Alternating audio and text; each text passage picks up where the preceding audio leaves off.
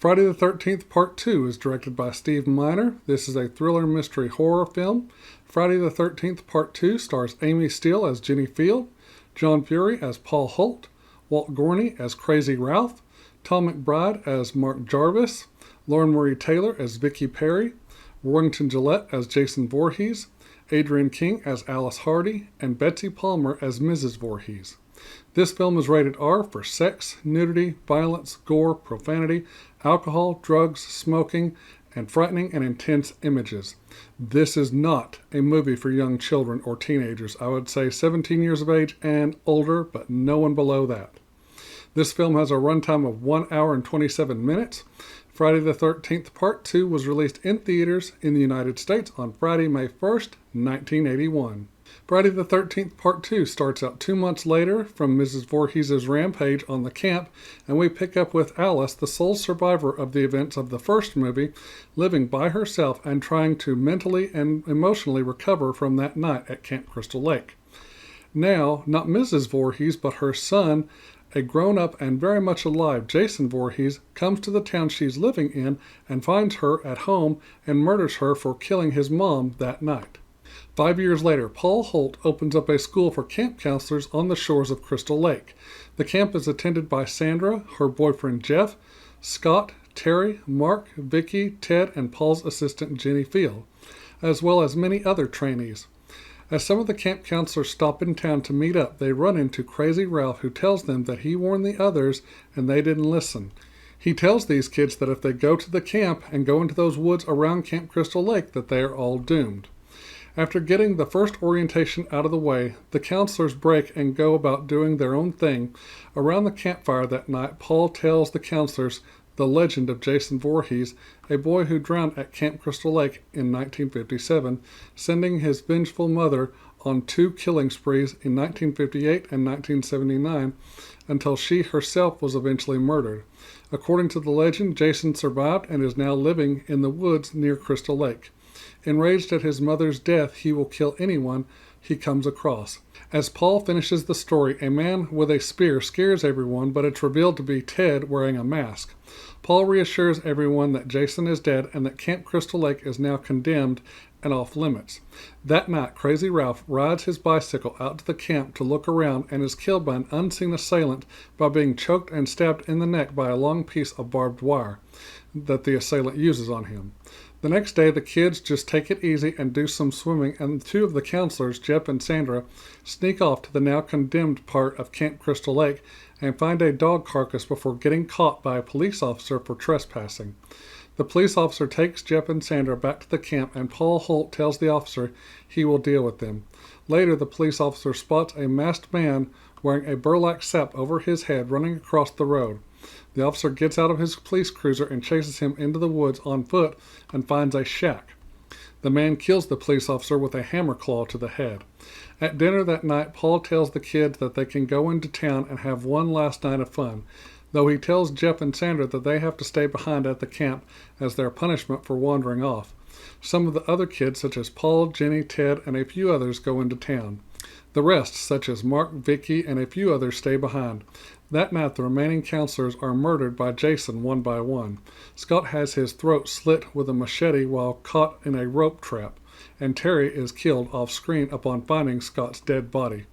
Mark has a machete slammed into his face, and he falls down a flight of stairs. The killer then moves upstairs and impales Jeff and Sandra with a spear as they have sex, and then stabs Vicky with a kitchen knife. Jenny and Paul return to the camp and wonder where everyone is, and then they come across a bed with sheets soaked in blood. Jason, still in the cabin that Jenny and Paul are in, are attacked. Paul and Jason both fight each other and wrestle one another to the ground. Jason knocks Paul out and starts chasing Jenny throughout the camp and the woods. Jenny is successful several times at fighting Jason and knocking him down, but he doesn't stay down for long and is hot on her tail. Jenny runs into the woods and finds his home, the rundown shack the police officer found earlier. Jenny barricades herself inside the shack. She finds an altar with Pamela Voorhees' severed head on it, surrounded by a pile of bodies and candles. Realizing that Jason Voorhees is the killer, Jenny puts on Pamela's old blue sweater and tries to psychologically convince Jason that she is his mother. The ruse briefly works until Jason sees his mother's head on the altar and awakens from the trance and uses his pickaxe and cuts Jenny on the lower part of her leg. Paul suddenly returns and tries to save Jenny, but Jason incapacitates him. Just as Jason is about to kill Paul with a pickaxe, Jenny picks up the machete and slams it down into Jason's shoulder, seemingly killing him. Paul and Jenny return to the cabin and hear someone outside thinking that Jason has followed them. They open the door only to find Terry's dog Muffin. Just as they sigh in relief, an unmasked Jason bursts through the window from behind and grabs Jenny. Jenny then awakens to being loaded into an ambulance and calls out for Paul, who is nowhere to be seen, leaving his fate ambiguous. Back in the shack, Pamela's head remains on the altar, but Jason is nowhere to be found. Okay, that is the synopsis of Friday the 13th Part 2. Now, here are my negatives. One of the main issues I have with this film is at the very beginning of the film. The film opens 2 months after the events of the first movie. Jason just wakes up from underwater, dries himself off, and then goes to whatever city or town Alice lives in to kill her? Really? First off, there was no internet or anything like that back then. How did he know what city or town, or even state for that matter, that she lived in? How did he know her address? Did he go to the camp offices and look it up after walking out of the lake, or use a phone book or something? He finds her, enters her house, puts his mom's severed head in her refrigerator to freak her out, and then kills her by stabbing her in the head with an ice pick. Oh, and before he leaves, he takes the whistling tea kettle off the hot oven burner. Well, that was nice of him. Yeah, that whole beginning part of this movie just doesn't sit well with me, and it doesn't make any sense. I wish Alice would have had a bigger role, but I believe she had some scary real life stuff going on at the time. If I'm not mistaken, I believe she had someone stalking her. Okay, this is one that drives a lot of people nuts, including myself. So here we go. The character of Vicky needs a better colored pair of underwear when it shows her wearing underwear. They are a brown turd-looking color. Yes, you heard me correctly. The filmmakers, or even she, could have gone and bought a better pair of underwear that didn't look like she shit all over her undies. I mean, that's just... It just goes all over me. I'm just like, girl, it just looks like you shit all over yourself. Get a better pair, please. Some of the practical effects, you can really tell they are effects, but for the most part, they hid them really well. There were some predictable jump scares that were not scary. Unfortunately, like the original film, Friday the 13th Part 2 faced opposition from the Motion Picture Association of America, who noted accumulative violence as problematic, resulting in numerous cuts being made to allow an R rating. One thing I did not like about this film is the way you can hear Jason breathing. It sounds like he smokes too many cigarettes, has emphysema, or is having a bad asthma attack. Shoot, if you can't breathe, cut a hole in the burlap sack so you can breathe better. I mean, it's not that hard to figure out. The way this film opens was weird, with the kid playing in the water in front of his house singing the song The Itsy Bitsy Spider. I remember when I first saw this film thinking that somehow this little kid was going to be the main protagonist of the film, but then that never happened. It would have been interesting to see a kid, a little boy, take on Jason like little Jamie Lloyd took on Michael Myers in Halloween 4 and Halloween 5. But we would get a kid taking on Jason Voorhees in a future Friday the 13th film, Corey Feldman as Tommy Jarvis. These are all my negatives. Now here are my positives.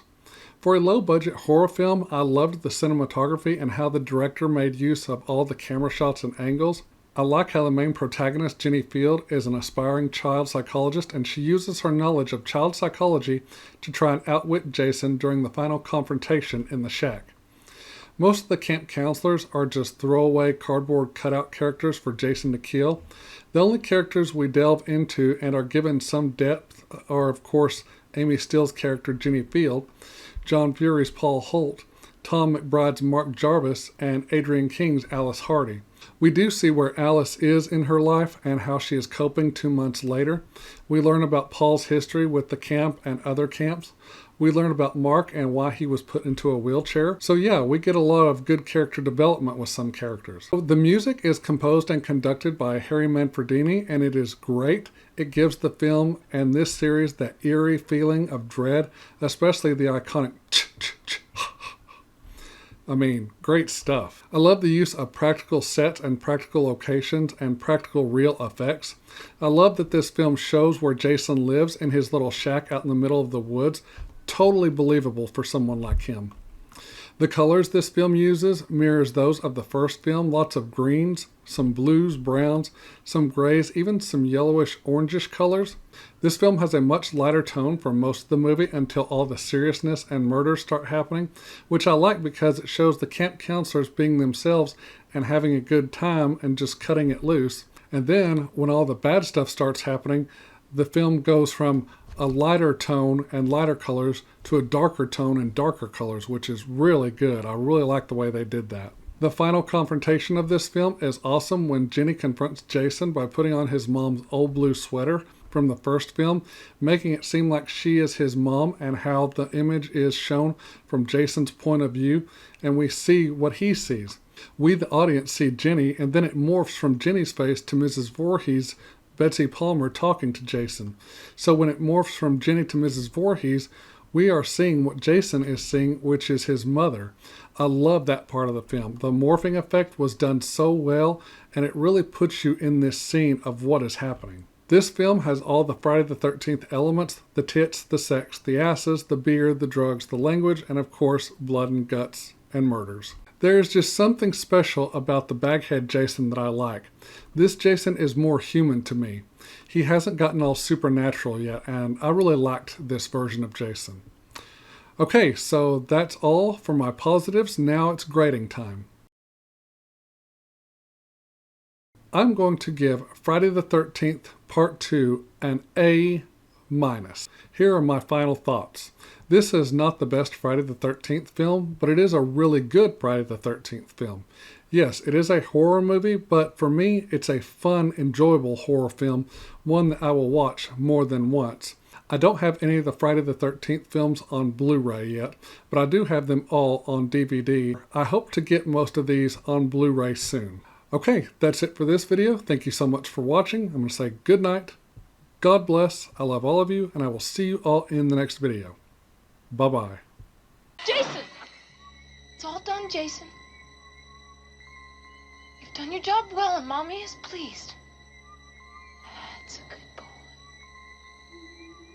Now come to Mommy. Come on. Come on.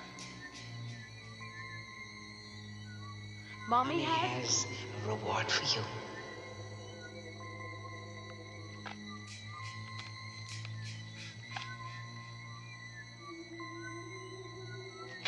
Jason, Mother is talking to you! Jason, Mother is talking to you.